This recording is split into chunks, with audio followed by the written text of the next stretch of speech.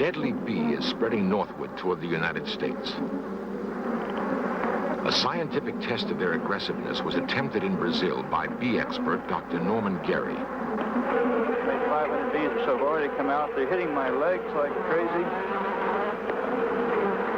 I think we are overdoing this one for sure. They're all over my ankles. I'm going to have to move out. One stinging me through the top of the head.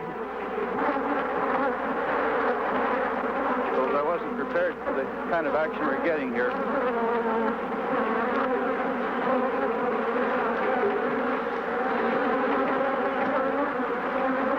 One just got inside my veil.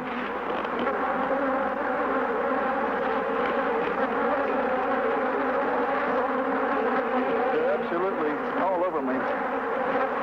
One's inside, two are inside my veil. One's stinging in the ear.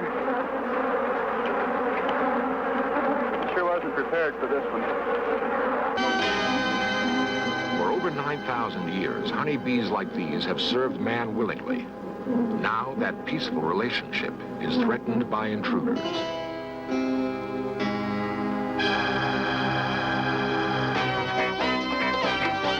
This series presents information based in part on theory and conjecture. The producer's purpose is to suggest some possible explanation, but not necessarily the only ones to the mysteries we will examine. The majestic hills that surround Rio de Janeiro usually protect this beautiful city from the jungles beyond. On September 16th, 1965, however, a swarm of killer bees attacked in downtown Rio. In their frenzy, they bombarded anything that moved.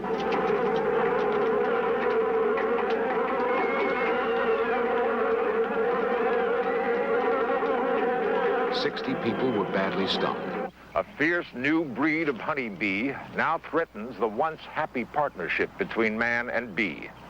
It is a threat, however, that must be met with understanding, not fear.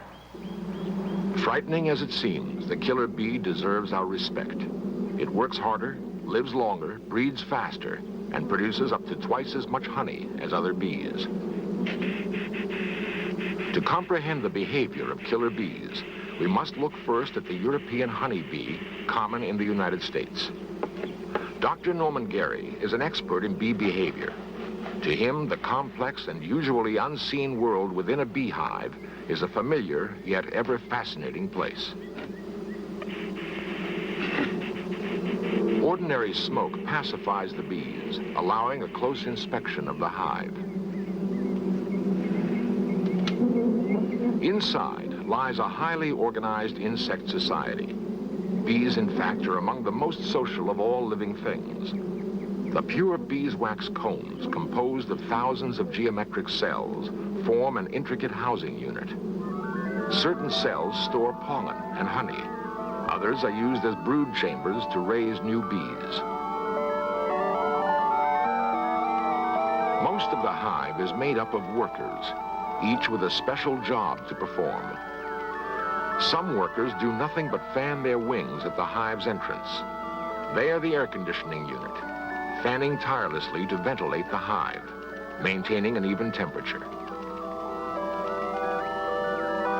Other bees work at keeping the hive clean, or in building and repairing the vital combs. No bee is ever without a job. The work of maintaining the hive is continuous. Mortician bees specialize in removing the bodies of dead bees. One way or another, deceased workers are unceremoniously cast away. At the center of every hive is a larger, dominant bee, the queen. Constantly surrounded by a coterie of attendants that does nothing but feed and groom her, the queen is literally mother of the hive. She exudes powerful odors, or pheromones, that give the workers a sense of communal security and ensure that no new queens will be bred. Yet her most important role is as the hive's sole egg layer, up to 1,500 eggs each day. For 3 weeks, the new eggs develop and grow.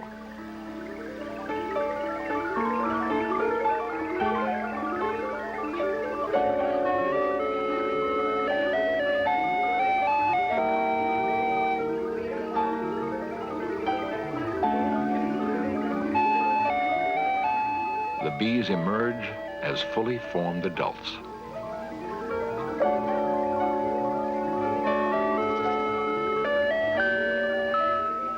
Each new bee chews through the capping of its brood chamber, ready to go to work.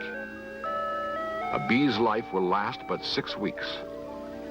Yet before it joins the active hive, a young bee cleans its own brood chamber to make room for the next generation of young.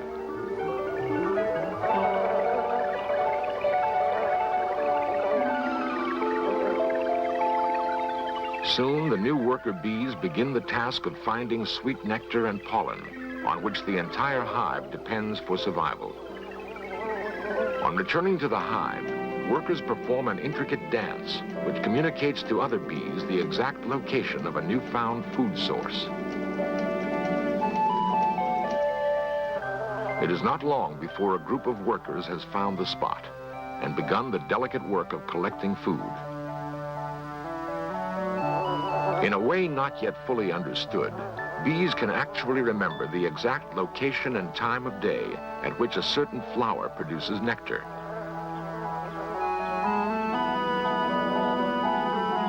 On returning to the hive, no worker gains easy admittance. It must first pass the scrutiny of a guard bee, a specialized worker who is constantly on the alert for unwanted visitors. Once inside, nectar is given to another worker. Later, it will be transformed to honey and stored.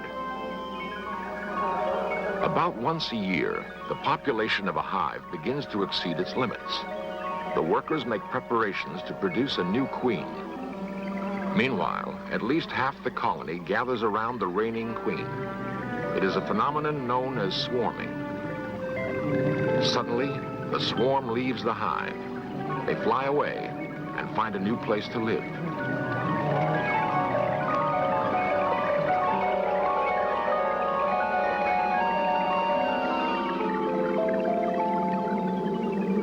The bees common in the United States are derived from the Italian honeybee, which was deliberately introduced here.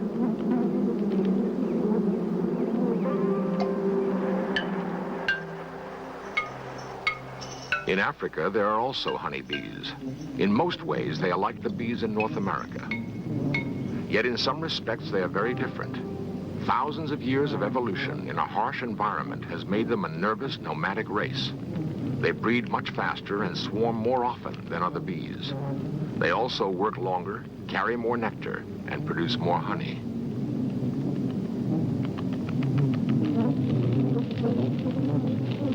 Their unpredictable habitat, where sudden brush fires are common and predators in search of sweet honey are numerous, has given these bees a temperamental disposition. They live on constant alert. A sudden movement, a dark color, even the smell of carbon dioxide from the breath of a predator can send them into a stinging frenzy. Their alarm odors will draw every nearby colony to join the attack in a common defense of the hives. In 1956, at the University of Sao Paulo, this man, Dr. Warwick Kerr, imported 26 hives of pure African bees to Brazil.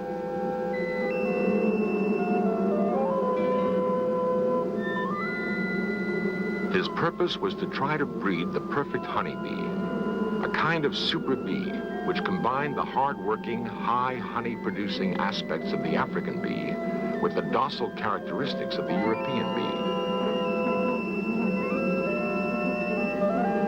The African bees were prevented from escaping by queen excluders, metal grills that allow workers to pass through, but keep the larger queen inside the hive. Bee experts from around the world frequently come to the University of Sao Paulo.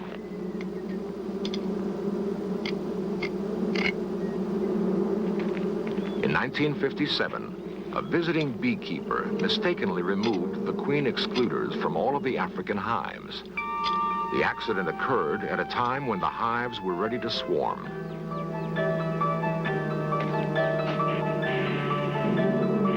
With nothing to stop them, the African queens and their colonies easily escaped into the wild. Hundreds of thousands of pure, aggressive African bees swarmed into the countryside. They quickly established wild colonies and continued to breed.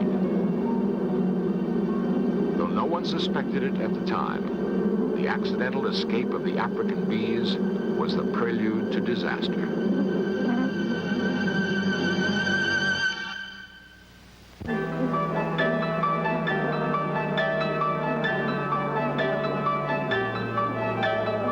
The dangerous African bees had been released into an ideal environment. Highly aggressive, they met little competition. Often they marauded native hives, killing the bees, robbing honey, and taking over their homes. They multiplied at an astonishing rate and established colonies nearly everywhere, in trees, under tile roofs, in the ground, in abandoned cars. Once gentle hives suddenly turned dangerous. The sensitive, easily disturbed killer bees were taking over. Cows and other farm animals were attacked. Thousands have been killed. Vibrations from tractors and other equipment caused savage attacks on many farmers. At the Church of Santa Barbara in Niterói, a wild swarm swooped inside during Mass, stinging the congregation. In 1973, firemen used flamethrowers to destroy a wild swarm which had attacked over 300 people at a funeral service. A handful of dirt thrown at them triggered the attack. On several occasions, the commotion of a soccer game has caused bees to launch mass stinging attacks on players and spectators.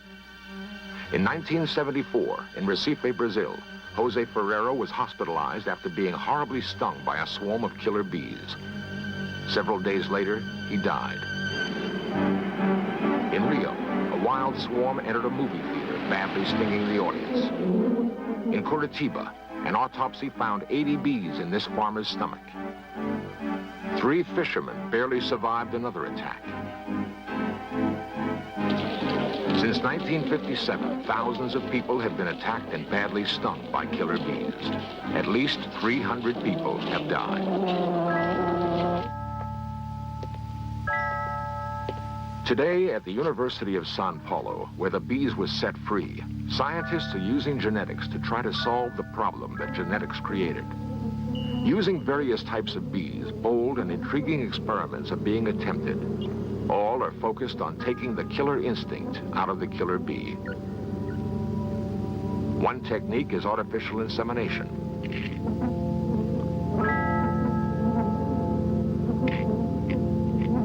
Drones, the stingless bees that fertilize the queen, have been collected from special hives. These drones represent an extremely gentle European variety. One by one, they are carefully removed. Each drone is gently compressed to reveal part of its reproductive system.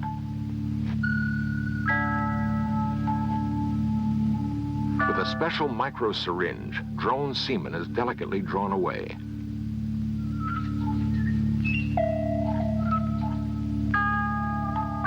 Meanwhile, an anesthetized killer queen bee is prepared for artificial insemination.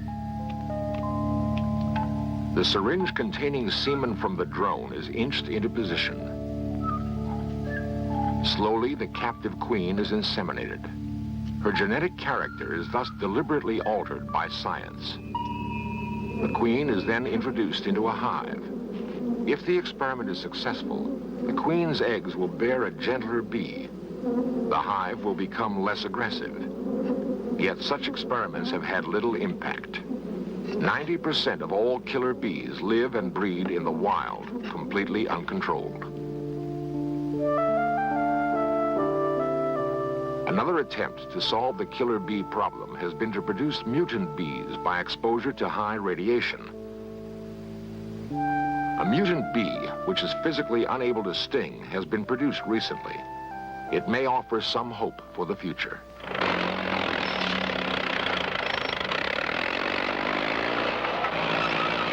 In the movie Savage Bees, Dr. Norman Gary reenacted an actual killer bee attack.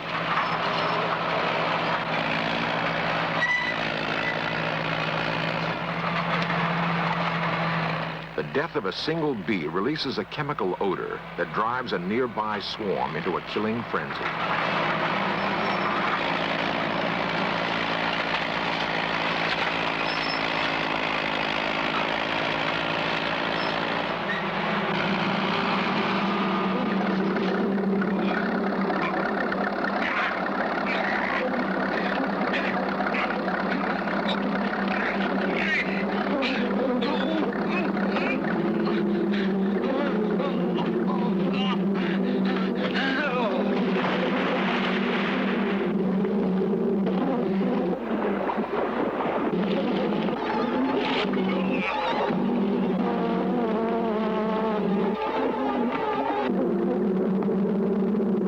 Since the escape of this bee near Sao Paulo in 1957, the bees have rapidly migrated throughout most of South America. They're presently going through the Guianas, and they've just been reported in Venezuela. Should they continue their northward migration at 200 miles a year, they could reach the U.S. by 1990.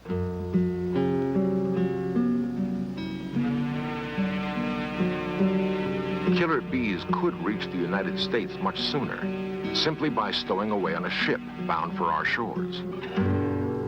In 1972, at Richmond Harbor near San Francisco, a swarm of bees was found aboard a freighter. Before they spread, they were destroyed. The world's top experts identified them as killer bees. It turned out later they were mistaken. The problem is that killer bees and the honey bees common in the United States are nearly identical. As a result of the Richmond Harbor incident, a sophisticated technique to identify killer bees was invented. Wings and other body parts of suspect bees are carefully dissected.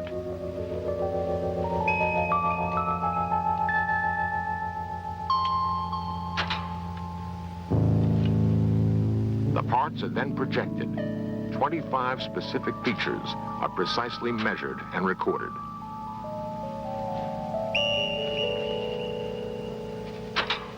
The information is fed into a computer for analysis and an answer. It is the only way known to distinguish a normal bee from a killer.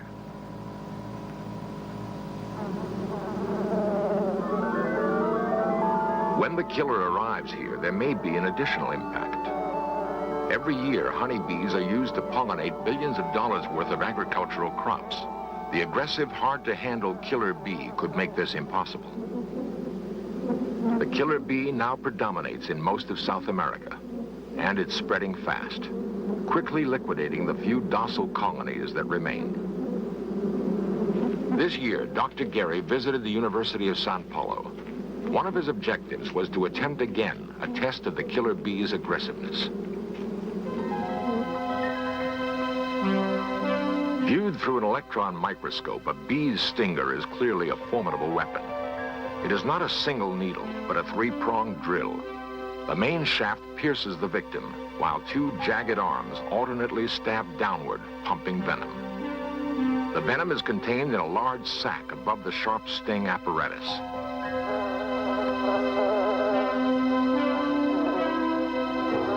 Once inserted, the stinger will keep working until all the venom is pumped in. Wearing a special protective suit, Dr. Gary began the test.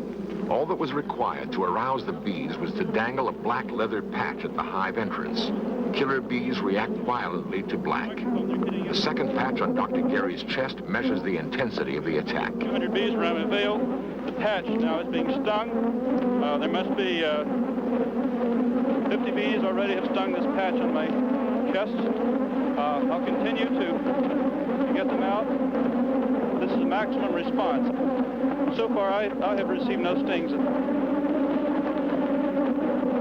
I hope at this moment there are no openings in my veil.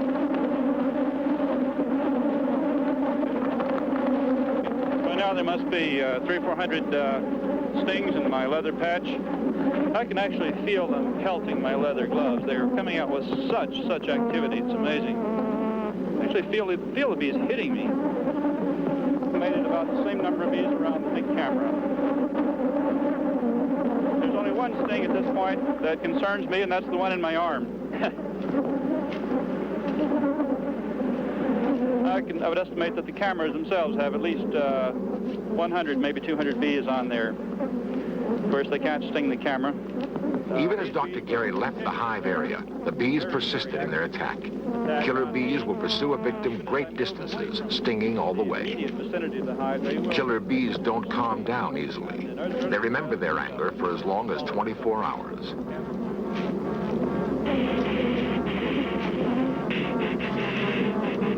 Long after the experiment was over, 500 yards away from the hives, even smoke would not stop numerous bees from continuing their attack.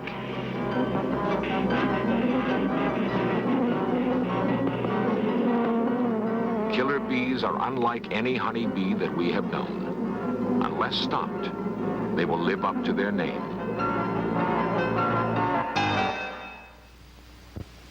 Steadily, millions of killer bees are swarming northward toward the United States. Scientists have suggested various ways to stem the bees' advance. Everything from introducing armies of docile drones that might dilute their aggressiveness to building a giant bee net at the Panama Canal. So far, nothing has been done. When the killer bees will arrive and exactly how they will behave when they get here, we don't know. For now, there seems to be little we can do but watch and wait.